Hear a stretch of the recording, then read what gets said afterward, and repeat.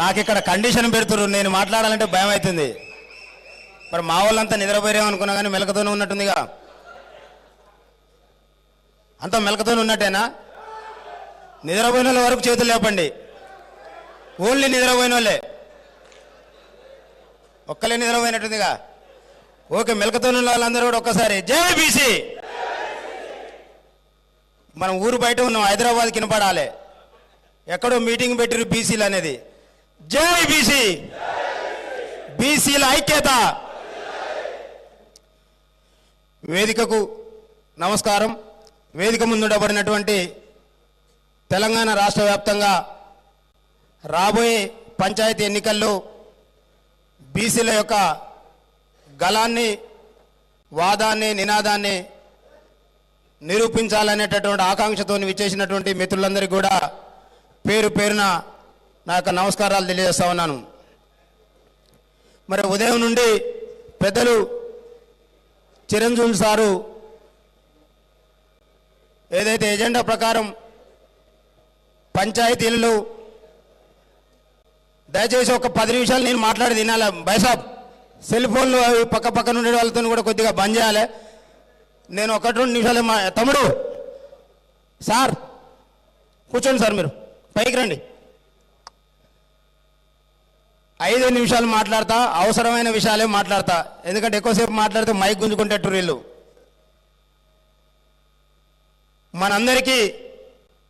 మనందరి లక్ష్యం బీసీల యొక్క రాజ్యాధికారం, అవునా కాదా? అది సాధిస్తామనేటటువంటి నమ్మకం ఎంతమందికి ఉందో ఒకసారి చేయెత్తాలి. నిజంగా ఉందంట్రా? సాధ్యం అవుతుందంట్రా? ఎట్లా సాధ్యమైద్దు, ఎందుకు సాధ్యం కాదు, మరి ఒక 2 నిమిషాలు మాట్లాడుకోవాల్సిన అవసరం ఉంది. ఎందుకంటే మొన్నటి వరకు బీసీలం అనగానే ఎవరికైనా ఫస్ట్ వచ్చే మాట అంటే అరే మీరాడ ఐక్యం అవుతారా భయ అంటారు. అవునా కాదా? చెప్పండి జర గట్టిగా, అవునా కాదా? కానీ ఈ మధ్య కాలంలో ఏమంటారు ఎరికైనా, మీ మల్లన్న ఆడబోయి, మీ ఆర్ కృష్ణయ్య గారు ఆడబోయి వాళ్ళు నిలబడతారంట అంటారు. అంటే ఎక్కడ ఐక్యమవుతారా అనే కానుండి వాళ్ళు నిలబడతారా అనే కాడికి వచ్చింది. అంటే కొంత మార్పు వచ్చిందా రాలేదా? కానీ ఇంకా మరి ఈ నిన్న మొన్న ఒక వారం 10 రోజుల నుండి అరే భయ్ ఏదో అయ్యేటట్టుందిరా, ఏ మూలకు పోయినా కొంత ఐక్యత మాత్రం వచ్చింది. అంటే మనం ఎప్పుడైతే మన గళాన్ని వినిపించడం మొదలుపెట్టినామో మరి అవతల గళాలు తగ్గేటటువంటి పరిస్థితి వస్తుంది, ఖచ్చితంగా సాధిస్తాం. దానికి ఎగ్జాంపుల్ ఏంటంటే తెలంగాణ రాష్ట్రంలో సాయుధ పోరాటం చేసి సక్సెస్ అయినటువంటి చరిత్ర మన పూర్వీకులకు ఉన్నది. మరి మనం తెలంగాణ ఉద్యమంలో భాగస్వాములైనటువంటి మేధావులందరూ కూడా సుధాకరణ లాంటి వాళ్ళు పీడీ యాక్ట్లలో జైలుకు పోయి ఈ తెలంగాణ ప్రాంతంలో ఉండబడినటువంటి ప్రజలందరినీ ఏకం చేసి తెలంగాణ రాష్ట్రం రావాలంటే కేంద్రంలో అధికారంలో ఉండబడినటువంటి పార్టీ అనుమతి కావాలి, ఈ రాష్ట్రంలో ఉండబడినటువంటి పార్టీ అధికారంలో ఉండబడినటువంటి పార్టీ అనుమతి కావాలి, భారతదేశ వ్యాప్తంగా ఉండబడినటువంటి పార్టీల యొక్క అనుమతి కావాలి. మరి కేసీఆర్ గారు పార్టీ పెట్టిన రోజు కేసీఆర్ పార్టీ తెలంగాణలో లేదు, ఆంధ్రాలో లేదు, మరి భారతదేశంలో ఏ మూలన కూడా లేదు. కానీ ఒకే ఒక్క మాట, తెలంగాణ రాష్ట్రం వస్తే మన బతుకులు మారుతాయి, ఆంధ్ర వాళ్ళ దోపిడీ అరికడితేనే మన బతుకులు బాగైతాయి అనేటటువంటి నీళ్లు నిధులు నియామకాల మాట నమ్మి మరి మనం అందరం కూడా సకల జనులం ఆ ఉద్యమంలో పాల్గొంటే మరి చివరగా 14 సంవత్సరాల తర్వాత తెలంగాణ రాష్ట్రం వచ్చిందా రాలేదా? వచ్చిందా? డౌట్ ఉందా? ఇప్పుడు మన తెలంగాణలో ఉన్నావా, ఉమ్మడి ఆంధ్రప్రదేశ్లో ఉన్నావా? వచ్చింది కదా. కానీ మరి వాళ్ళ మనకు బీసీలకు రాజ్యాధికారం కావాలంటే ఆ కేంద్రంలో ఉన్న పార్టీ కానీ రాష్ట్రంలో ఉన్న పార్టీ కానీ ఇవ్వాల్సిన అవసరం ఉందా? ఉన్నదా? ఎవరు ఇవ్వాలి? అంటే మనల్ని మనమే చైతన్యం చేసుకుంటే మనకు రాజ్యాధికారం వస్తుందా రాదా? మరి మనల్ని మనం చైతన్యం చేసుకోవాలంటే ఏం చేయాలి? అంతే కదా. స్థానిక సంస్థల్లో అంటే పంచాయతీ నుండి పార్లమెంట్ వరకు జరిగేటటువంటి ఎన్నికల్లో మరి మన జాతుల్ని, మన కుటుంబాలని, మన కులాలని, మన సోదరులందరినీ కూడా రాజ్యాధికారం రాకపోవడం వల్ల మనకు జరుగుతున్నటువంటి అన్యాయం మీద మరి మనం చైతన్యపరచుకోవాల్సినటువంటి అవసరం ఉందా లేదా? మీరు అంటే మీ వాయిస్ రాకపోతే నాకు మాట్లాడటం రాదు. నేను మాట్లాడేది అర్థమవుతుంది కదా. మరి అది జరగాలంటే మీరు అందరూ నాకు ఒక మాట ఇవ్వాలి. ఇస్తారా? అంటే నాకు మీకు బరువు ఎత్తుకునేటటువంటి మాట కూడా తీసుకొని ఇస్తాను. మీరు అందరూ మాట ఇచ్చే వాళ్ళందరూ కూడా చేతులు ఎత్తండి. మల్లన్న కోసం కాదు, మన కోసమే. మల్లన్న కోసం అయితే ఎవరొద్దు, మన కోసం. బీసీల కోసం కూడా కాదు, నీ కోసమే, నువ్వు నా కోసం నేను. ఇస్తారా? ఒకసారి చేయొద్దండి. మాట తప్పొద్దు. మీ అంతరాత్మ సాక్షిగా మీ గుండెలు మీరు చేయబెట్టుకొని చెప్పాలి. రోజు పొద్దుగాల ఉదయం నుంచి సాయంత్రం వరకు ఏదో ఒక పూట, ఏదో ఒక గంట సేపు కీనీసులో వార్తలు వినాలి. వింటారా? అన్ని చేతులు దిగినాయిగా, మళ్ళీ ఎత్తండి. మీ గుండె మీద చేసుకొని తీన్మార్ మల్లన్న చేసి కీ న్యూస్లో వార్తలు ఖచ్చితంగా ప్రతిరోజు వినాలి. వింటారా? వినరా? గట్టిగా చెప్పండి భయ్. మల్లన్న ఏం ఫీజు తీసుకోడు వార్తలు విన్నందుకు, ఫ్రీగానే. అర్థమైందా? ఎందుకు చెప్తున్నా అంటే మనం ఇంకోటి, మిగతా అగ్రవర్ణాల యొక్క టీవీ ఛానళ్ళు, పేపర్లు చదవడం కూడా బంద్ చేయాలి. బంద్ చేస్తారా లేదా? దయచేసి అందరు చేతులు ఎత్తండి భయ్. వినాలే. ఇదంతా తెలంగాణ ఉద్యమం నుంచి వచ్చింది. ఇవన్నీ పాటిస్తేనే తెలంగాణ రాష్ట్రం వచ్చి అలా మన స్వరాష్ట్రంలో మనం ఉన్నాం.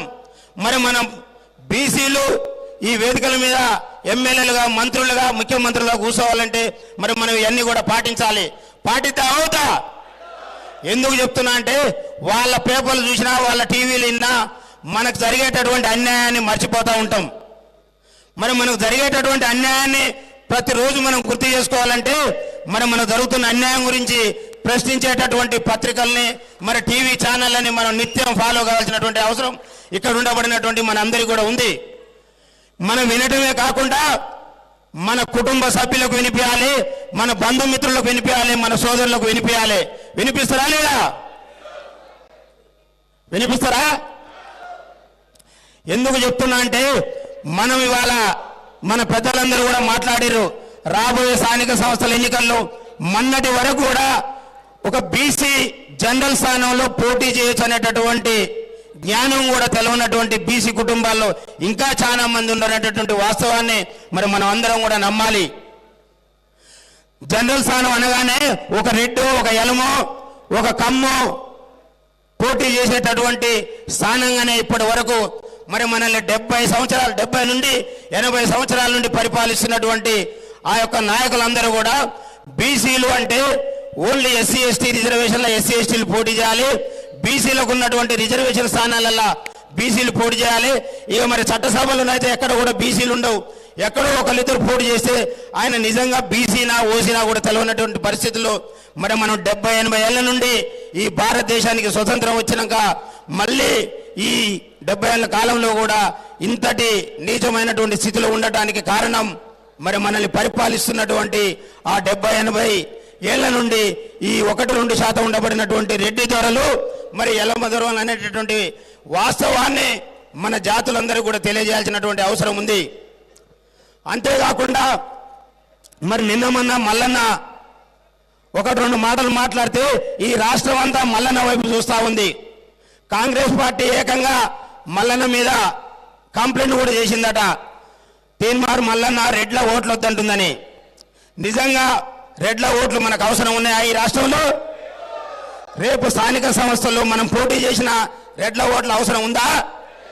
కాబట్టి దయచేసి మనం అందరం కూడా ఈ వేదిక ద్వారా ఒక నిర్ణయం ప్రకటించాల్సినటువంటి అవసరం ఉంది. స్థానిక సంస్థల్లో మనం పోటీ చేసినా మన సోదరులు చెప్పినట్టుగా రెడ్ల ఇళ్లలో పోయి ఓటు అడగొద్దు. మనం గెలుస్తామా ఓడతామా తర్వాత విషయం. మన సిద్ధేశ్వరరావు గారు చెప్పినట్టుగా ఒక బీసీ 3 బీసీలు పోటీపడే సందర్భం వచ్చిన కాడ మన చిరంజీవులు సార్ గారి ఆధ్వర్యంలో మరి ఇంటలెక్చువల్ ఫోరం వస్తుంది. అక్కడ నిజంగా గెలిచేటటువంటి వ్యక్తులు ఎవరైతే ఉంటారో మరి వాళ్ళని మనం ఇప్పుడు ఏదైతే రాజకీయ పార్టీలు బీఫామ్లు ఇచ్చే టైంలో 10 మంది పోటీ పడితే ఒక్కరికే బీఫామ్ ఇచ్చి పంపిస్తుంది.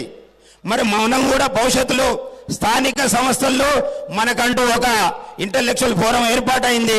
మరి ఆ యొక్క ఇంటలెక్చువల్ ఫోరం ఎవరినైతే డిసైడ్ చేస్తుందో వారి మాట కట్టుబడి మరి వారు నిర్ణయించినటువంటి వ్యక్తినే మరి ఆ యొక్క స్థానిక సంస్థలు ఎన్నుకుందాం అనేటటువంటి మాట కూడా మరి ఇక్కడ ఉన్నటువంటి వాళ్ళందరూ కూడా కట్టుబడి ఉంటారా లేదా? కట్టుబడి ఉండాల్సినటువంటి అవసరం ఉంది. మనకు రాజ్యాధికారం వస్తే మన అందరి బతుకులు మారుతాయి.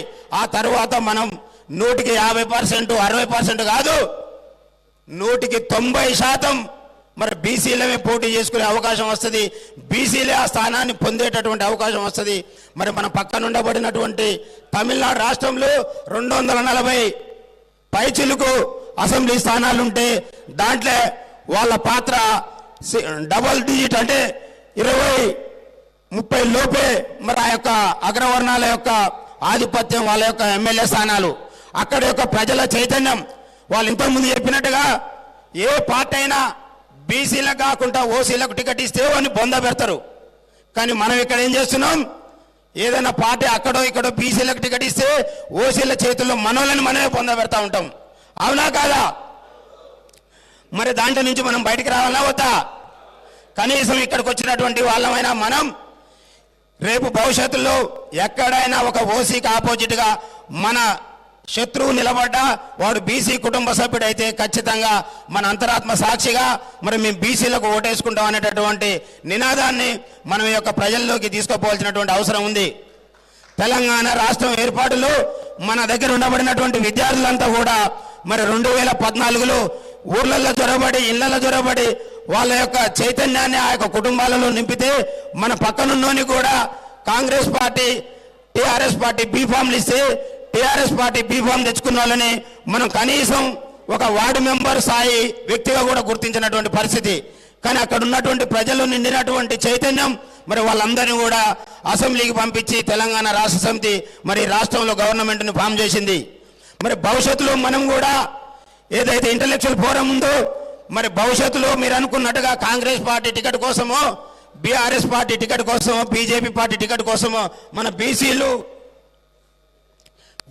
ఎదురు చూడకుండా మరి మన చిరంజీవులు సారిచ్చే బీఫామ్ పట్టుకుని ఊర్లలోకి పోతే మరి ఎమ్మెల్యేలుగా తిరిగి హైదరాబాద్కు వచ్చేటటువంటి అవకాశం మనకు ఎక్కువ రోజులు లేదు. మరి 2027-28లో జరిగేటటువంటి అసెంబ్లీ ఎన్నికల్లో మరి మన తీన్మార్ మల్లన్న గారి సారథ్యంలో, ఎందుకంటే ఈ రాష్ట్రంలో ప్రశ్నించినటువంటి వాళ్లకు అధికారాన్ని ఇచ్చినటువంటి చరిత్ర తెలంగాణ రాష్ట్ర ప్రజల్ది. ఆనాడు ఆంధ్ర పాలకులకు వ్యతిరేకంగా కేసీఆర్ మాట్లాడితే కేసీఆర్కు 10 సంవత్సరాలు అధికారం ఇచ్చారు. మరి అలా కేసీఆర్ని పొందబెట్టే టైంలో రేవంత్ రెడ్డి గారు మాట్లాడితే రేవంత్ రెడ్డి గారికి అధికారం ఇచ్చిండు. ఇవాళ రెడ్డిని ఎలమని ఇద్దరిని పొందబెట్టేటటువంటి ప్రశ్నించే గొంతుగా మన తీన్మార్ మల్లన్న నాయకత్వంలో మనం ఈ తెలంగాణ రాష్ట్రంలో బీసీ ముఖ్యమంత్రిని చేసుకునే అవకాశం ఉంది. కాబట్టి మరి ఇక్కడ ఉండబడినటువంటి ప్రతి ఒక్కరు కూడా చైతన్యవంతులే. మనం ఇక్కడి నుంచి వెళ్ళిన తర్వాత మనం 100 మందికి మన యొక్క బీసీలకు జరుగుతున్నటువంటి అన్యాయం మీద మరి విషయాన్ని క్లుప్తంగా వివరించాల్సిన అవసరం ఉంది.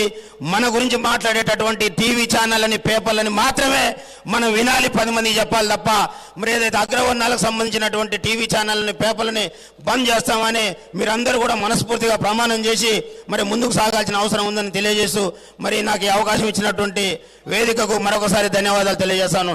జై బీసీ.